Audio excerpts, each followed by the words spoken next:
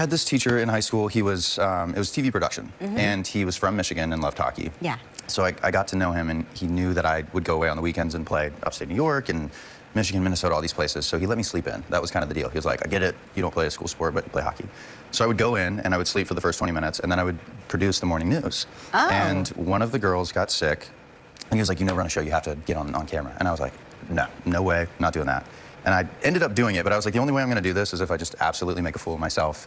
And I did, and he was like, you should get into acting. And I was like, in Orlando, Florida. Okay. Yeah, where do I, no, all right. I'll go sell data or something, I don't know.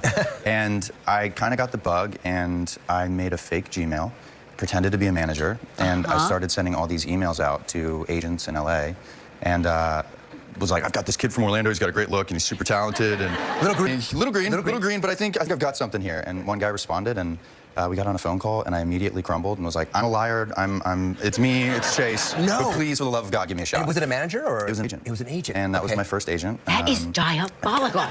It feels illegal, like I should be arrested for that. It's incredible. Yeah, so that's how the whole journey started. My gosh. That's great. Good on you. Good on you. So now you're auditioning, you have an agent, and Outer Banks comes along. And initially, did you read it and maybe you thought twice about it? So the audition comes in, and as you see, you get the breakdown. Sure. And it says character name, description of the show, who's doing it and whatnot. And it just said the character name was John B, and it said 4 friends on a treasure hunt. And it was during a time where they were rebooting everything. So I immediately was like, it's the Goonies. They're rebooting the Goonies. And I don't want to do that. I don't want to take that responsibility. Goonies is a great yeah, show. I was like, I'm going to be the guy who ruins the Goonies for this generation. So I'm not going to do it. And so I passed. And I shouldn't have passed because I had an eviction notice on my apartment door. And it was so broke. And at that point in your career, you just do whatever comes your way. But I gotta tell you, you make bold choices.